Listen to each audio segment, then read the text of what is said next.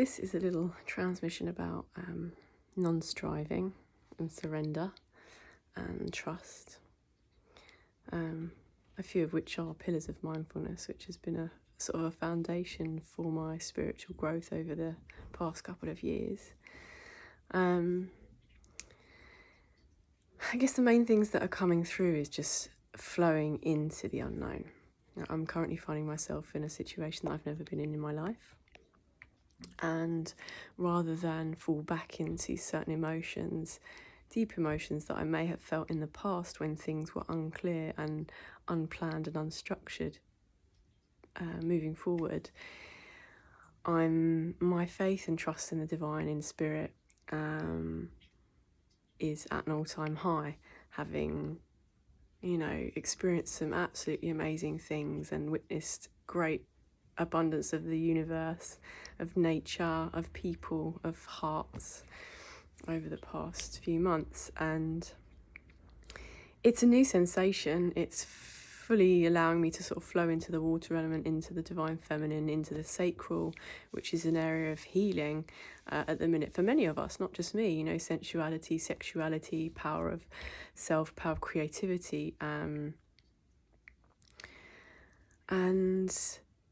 it's exciting. I think maybe in the past I may have focused on not being able to see outside of erratic energies, anxiety or nervousness, whereas now I've witnessed magic firsthand in the physical realm, and of course in other realms. So there is nothing that I can do but stop striving, stop pushing forward, stop trying to know the solutions or the outcomes now, because with presence, excuse me, it was a funny night last night with some herbals, so I'm a little bit croaky, but I think when we sort of flow into this unknown, this unmapped, uncharted territory, which is not only going to be for me, because as I said in some of the other videos, we've never been here as a collective before. I've never awakened in this way. I've never been this version of this woman. I've never felt so grounded and rooted in who I am and what my mission is. And lots of people may watch this and see, think it's preachy or mission and it's God-led, and all these words are just words and placeholders for sort of a deep knowing and a deep trust in spirit, which I'll never give up. Like, my relationship with divine is the number one, because it fills me and it amplifies my personal energy and personal power because of the things that I've witnessed. Like, if we don't have faith or we don't have trust, then we're going to get we're going to make decisions from a very ego-led place over a heart-led place. Heart-led living is soul-led living. It's a connection to source energy, a connection to higher powers, higher realms, and trusting in that. Nothing that is meant for us will ever pass us by in whether that's professionally, like collaborations, or things that we may have wanted to go one way. Like, if things fall, if things drop through the ether, be that in subtle or rather dramatic ways, as I've recently experienced, things come back round. They regurgitate, they shapeshift, they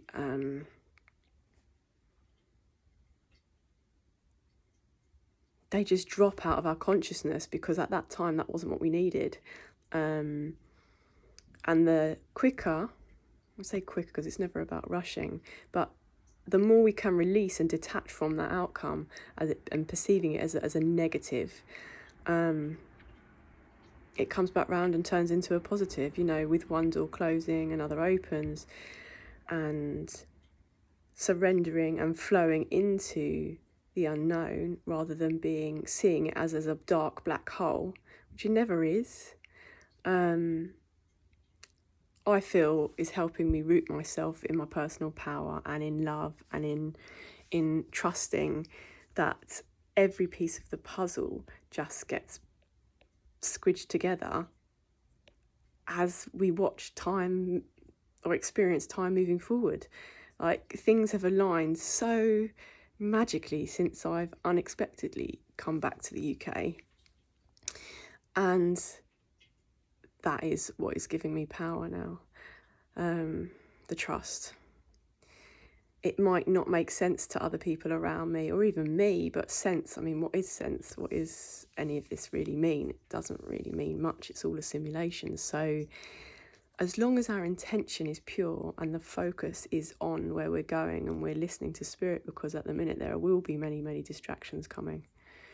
And I trust that the brave hearts, the pure hearts, those who see very differently right now, realise what's going on, we will be able to stay committed and dedicated and loyal to the mission and those around us who we feel unified with in our I won't say positive, in our conscious energy, intentional living. And we're all co-creating, we're all building a better world. I'm not here to save the world. I don't believe that things can be saved in that world. This is part of the new co-creation of something different, and what we may not see in the physical, because these are very spiritual times, and if we don't heal ourselves in the spiritual realm, then the physical life is going to be very, very difficult and misunderstood. And maybe I'll go into that another time, but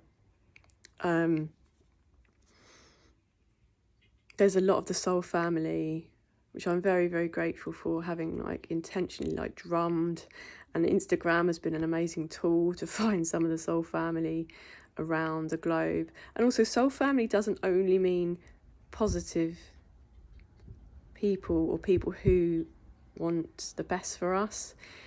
Soul family, just like siblings, I guess, soul family will have enemy characters as part of it. And so when we finally, or when we get to meet those people who are connected to our soul family but live and work in the shadow realms, well, I'm tangenting, that's a whole nother story. But basically, soul family isn't just a positive ride of all groups of people wanting to, you know, clap hands and sing Kumbaya. You know, no offence to that. If that's a life you want to leave, then cool. But there will be tests and challenges among the soul family that we meet. Just like with blood family or spirit family, you know, it isn't all roses. And that was a huge tangent, sorry. But the main thing I wanted to say is what we're co-creating now energetically with the conscious souls who we're spending time with, and really being mindful of the goal, the mission, even if it's just colours and shapes and it's not even got words attached to it. We know what it feels what it feels like in our heart, what the dream, what the mission is, what the goal is. Surrendering and flowing into that will lead us to it. Spirit never intends to kill us. Spirit only puts things in our path that we can handle. So what seems as challenges is that we're clearly made to soldier up and level up and rise up to that. We wouldn't have been given these strange, weird scenarios, be that in the physical, spiritual, astral, like whatever realm.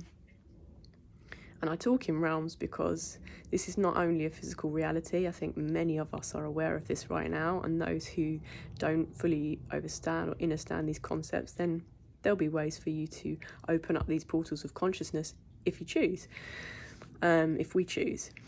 But with everything that's going on in the sort of spiritual realm, things might seem calm in the physical right now, but things are ramping up spiritually, and I trust that the faith is being kept, and that trusting in the divine and in what is meant for us when we live with pure love and intention and integrity. We work hard, like so many of us are working hard because we've heard the call.